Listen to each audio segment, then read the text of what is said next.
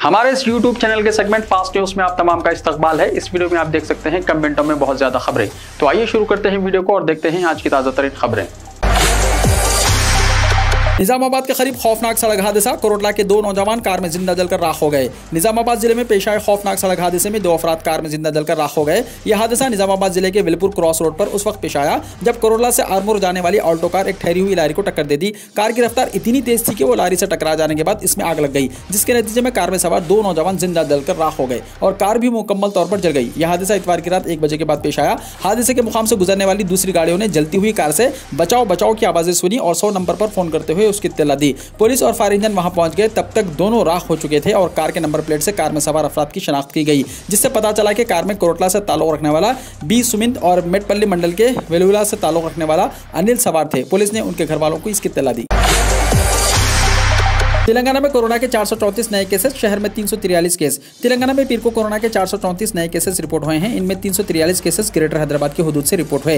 रंगारेड्डी जिले से 34 और मेडचल मलकाजगिरी से 25 केसेस रिपोर्ट हुए हैं। महकमा सेहत की जानिब से जारी करदा कोरोना बुलेटिन में कहा गया है कि इतवार को भी कोई मरीज कोरोना की वजह से फौत नहीं हुआ। रियासत में अब तक कोरोना से मरने वालों की तादाद 4111 है। कहा गया है कि रियासत में एक्टिव कोरोना मरीजों की तादाद 3762 है। इतवार को जुमला 285 अफराद को कोरोना से सेहतयाबी पर डिस्चार्ज कर दिया गया।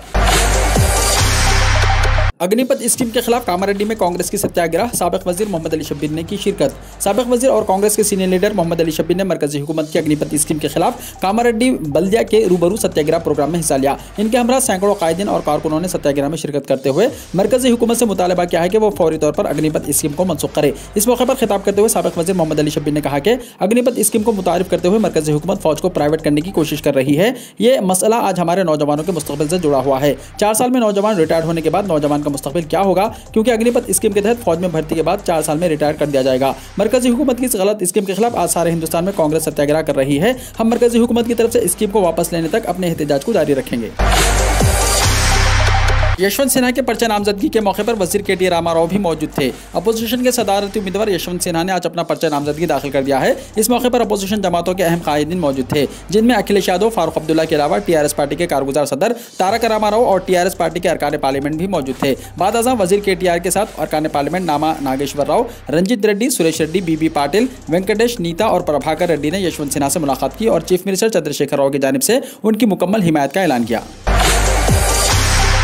जुबली हिल्स गैंगरेप, मुलजिमिन के डीएनए टेस्ट की अदालत ने दी इजाजत। तेलंगाना भर में सनसनी फैलाने वाले जुबली हिल्स इज्तिमाई असमंदरी मामले के मुलजिमिन के डीएनए टेस्ट की नामपल्ली कोर्ट ने इजाजत दे दी है, जिसके बाद पुलिस मुलजिमिन के डीएनए के नमूनों को हासिल करने के लिए उनको फॉरेंसिक लैब ले गई। जुर्म के लिए इस्तेमाल कार से शवाहिद को जमा किया गया। वाज़ेह है कि 28 मई को पेश आए इसमत दरी के मामले में पुलिस ने 6 मुलजिमिन को हिरासत में लिया था। इनमें मुलजिम नंबर 1 18 साल सादुद्दीन बालिग है। बकिया तमाम मुलजिमिन नाबालिग हैं। फिलहाल सादुद्दीन चंदलगुड़ा जेल में रिमांड कैद के तौर पर महरूस है। बकिया 5 नाबालिग लड़कों को सईदाबाद के जुनाइल होम में रखा गया है।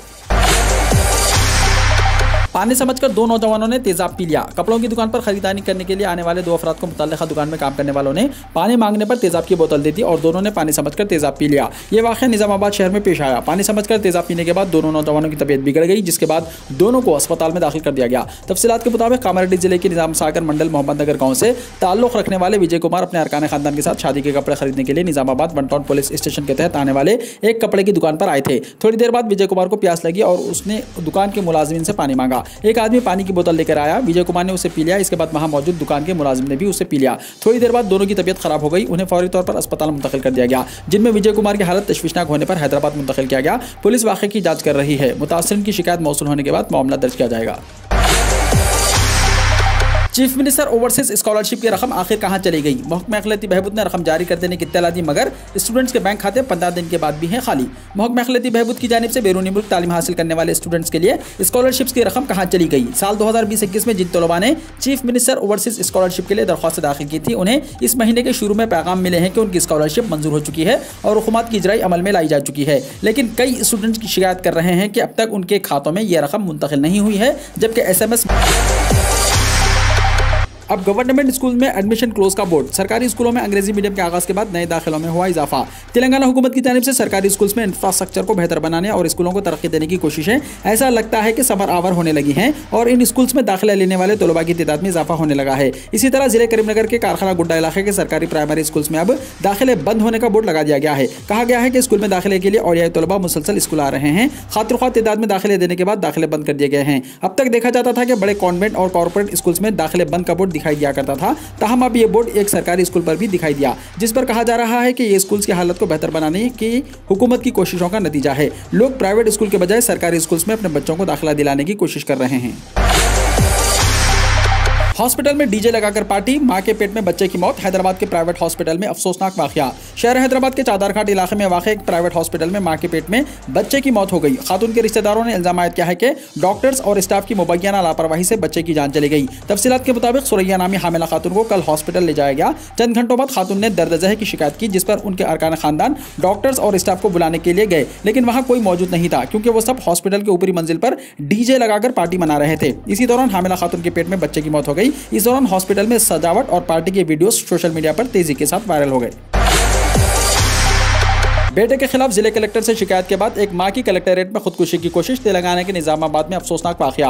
मां को इत्तला दिए बगैर गैर कानूनी तौर पर मकान अपने नाम रजिस्टर करवाने वाले बेटे की हरकत से मायूस होकर एक बूढ़ी खातून ने जिले कलेक्टेरेट में फांसी लेकर खुदकुशी करने की कोशिश की। यह अफसोसनाक वाकया तेलंगाना के निजामाबाद कलेक्टेरेट में पीर की सुबह पेश आया। बताया जाता है कि निजामाबाद के अल्लम्मा गुट्टा से ताल्लुक रखने वाली 68 साल खातून रकम बाई आज हर पीर को जिले कलेक्टेरेट में मुनक्किद होने वाले पर्दावानी प्रोग्राम में शिरकत करते हुए बेटे के खिलाफ शिकायत की कि उसके बेटे ने उसका मकान अपने नाम कर लिया। ओहदेदारों की जानिब से मुनासिब जवाब ना मिलने पर मायूस होकर रकमबाई कलेक्टेरेट के अहाते में वाक़े एक दरख्त से लटककर फांसी लेने की कोशिश कर रही थी। इस दौरान वहां मौजूद पुलिस जवानों ने खातून को इंतहाई इक़दाम करने से बचा लिया और उसके साथ मुनासिब इंसाफ करने का तयक़्क़ुन दिया। केसीआर का आज़मीन हज के काफिले को झंडी दिखाने से परहेज। साल 2017 के बाद चीफ मिनिस्टर हज हाउस नहीं आए। बीजेपी का खौफ या मुसलमानों से दूरी। टीआरएस ने 2018 इंतखाबात के बाद से ही मुसलमानों से दूरी का फैसला कर लिया है। चीफ मिनिस्टर चंद्रशेखर राव तेलंगाना से हज बैतुल्लाह के लिए रवाना आज़मीन हज को रवाना करने के लिए 2017 के बाद से अब तक हज हाउस नहीं पहुंचे और न उन्होंने आज़मीन के लिए कोई पैगाम रवाना किया। तश्कील तेलंगाना के बाद भी जारी रिवायत में आज़मीन हज के किसी एक काफिले को चीफ मिनिस्टर झंडी दिखाकर रवाना किया करते थे, वो भी अब खत्म हो चुकी है। साल 2017 में चंद्रशेखर राव ने आखिरी मरतबा आज़मीन हज को रवाना करने हज हाउस का दौरा किया था, लेकिन अब 2022 में भी चीफ मिनिस्टर के आज़मीन हज के काफिले की रवानगी के लिए पहुंचने के इम्कानात नहीं हैं। वज़ीर-ए-आज़म मोदी को क्लीन चिट दी गई तो गुजरात फसादात का जिम्मेदार कौन? ओवैसी ने कहा। मजलिस इत्तेहादुल मुस्लिमीन के सदर असदुद्दीन ओवैसी ने सुप्रीम कोर्ट की जानिब से गुजरात फसादात की मुतासिरा ज़किया जाफरी की अपील खारिज किए जाने पर अपने रद्दमल का इजहार करते हुए कहा है कि अगर नरेंद्र मोदी को क्लीन चिट दे दी गई है तो फिर गुजरात फसादात का जिम्मेदार कौन है? आइंदा महीने जुलाई में बैंकों को 40 दिन की होंगी छुट्टियां। आइंदा महीने जुलाई में बैंकों को 40 दिन की छुट्टियां रहेंगी। छुट्टियों की फहरिस्त रिजर्व बैंक ऑफ इंडिया ने जारी कर दी है। इसके मुताबिक जुलाई 2022 में मजमूई तौर पर 14 दिन बैंक बंद रहेंगे। मुल्क भर की तमाम रियासतों में 14 दिन बैंक बंद नहीं रहेंगे। चंद रियासतों में वहाँ की मुकामी त्योहारों की मुनासिबत से बैंक बंद रहेंगे। इन छुट्टियों में 5 इतवार की तातीलात, पहले और आखिरी हफ्ते की तातीलात और 9 जुलाई को बकरीद की तातील। इस तरह 8 दिन तो मुल्क भर में ये छुट्टियां रहेंगी, जबकि दीगर 6 छुट्टियों में मुख्तलिफ रियासतों में बैंक बंद रहेंगे। महाराष्ट्र बहरान। वज़ीर आला उद्धव ठाकरे ने 9 बागी वज़रा के खलमदान छीन लिए। महाराष्ट्र में जारी सियासी शह और मात के खेल के दरमियान वज़ीर आला उद्धव ठाकरे ने अहम इक़दाम लेते हुए पीर के रोज़ एकनाथ शिंदे समेत दीगर तमाम बागी वज़रा के खलमदानों को छीन लिया। उन खलमदानों को दीगर वज़रा में तकसीम किया गया है। इस ताल्लुक़ से रियासती हुकूमत का कहना है कि अवामी मफाद के काम ठहर ना जाएँ, इसलिए वज़रा में खलमदानों की तकसीम की गई। महाराष्ट्र में सियासी बहरान के दरमियान संजय रावत को ईडी का समन, कल पूछगछ के लिए किया गया तलब। महाराष्ट्र में सियासी बहरान के दरमियान इन्फोर्समेंट डायरेक्टोरेट यानी ईडी की भी एंट्री हो गई है। ईडी ने शिवसेना के रुकने पार्लियामेंट संजय रावत को कल पूछगछ के लिए तलब कर लिया है। रिपोर्ट के मुताबिक संजय रावत को यह समन परवीन रावत और पात्रा चाल जमीन घोटाले से मुताल्लिक मामले में भेजा गया। अजमेर में हिंदू तंजीमों की जानिब से रैली निकाली गई। अजमेर में हिंदू तंजीमों की जानिब से अमन मार्च के नाम पर रैली निकाली गई, जिसमें शहर के मुख्तलिफ मुकामात से हिंदू तंजीमों के रहनुमा और कारकुनान शामिल हुए। बताया जा रहा है कि यह रैली नूपुर शर्मा की हिमायत और हिंदू देवी देवताओं की तौहीन के खिलाफ निकाली गई। ये रैली दरअसल हिंदू तंजीमों ने 17 जून को मुसलमानों की तरफ से गुस्ताख रसूल के खिलाफ निकाले गए अजीम खामोश जुलूस के रद्दमल में निकाली। इस रैली में खुलेआम नारे लगाकर कानून की खिलाफ वर्जी की गई और पुलिस खामोश तमाशाई बनी रही। खास बात यह है कि जिला इंतजामिया की जानिब से अजमेर में दफा 144 नाफिज होने के बावजूद ये रैली शहर के बाजार से निकाली गई और पुलिस इंतजामिया ने भी रैली के लिए खुसूसी हिफाजती इंतजाम किए थे। अजमेर में हिंदू तंजीमों ने न सिर्फ दफा 144 की खिलाफ वर्जी की, बल्कि अमन मार्च के नाम पर मजहबी नारे भी लगाए। यूजीसी नेट का इम्तिहान 8 जुलाई से होगा शुरू। यूजीसी के चेयरमैन एम जगदीश कुमार ने कहा कि दिसंबर 2021 और जून 2022 के मुश्तरका इम्तिहानात के लिए शेड्यूल तैयार कर लिया गया है। ये एग्जाम्स 8 जुलाई से 14 अगस्त तक मुनक़िद होंगे। मुल्क भर में मुख्तलिफ मुकामात पर इम्तिहानी मराकिज़ की तादाद में 100% से ज़्यादा इजाफा किया गया है। यूजीसी चेयरमैन के मुताबिक इम्तिहानात 8, 9, 11, 12 जुलाई और 11, 12, 13, 14 अगस्त को होंगे। ये इम्तिहानात नेशनल टेस्टिंग एजेंसी के जरिए कराए जाएंगे। यूजीसी नेट जून 2022 और दिसंबर 2021 को मिला दिया गया है। यही वजह है कि अब मुश्तरका इम्तिहान नेशनल टेस्टिंग एजेंसी ने लेना है। और तलब है कि इस बार यूजीसी नेट दिसंबर 2021 और जून 2022 का मुश्तरका इम्तिहान लिया जा रहा है। बहरान थमने का नाम नहीं ले रहा है। श्रीलंका में पेट्रोल 470 और डीजल 460 रुपये फी लीटर। श्रीलंका में मौशी बहरान रुकने का नाम नहीं ले रहा है। श्रीलंका में 2 महीने में तीसरी बार पेट्रोल और डीजल की कीमतों में इजाफे के बाद पेट्रोल 470 रुपये और डीजल 460 रुपये फी लीटर तक पहुंच गया है। वीडियो को लाइक शेयर कीजिए और हमारे इस YouTube चैनल को सब्सक्राइब करते हुए इसके बेल आइकॉन को भी प्रेस कर लीजिए ताकि ऐसी ही ताज़ा तरीन खबरें आइंदा भी आपको मिलती रहे।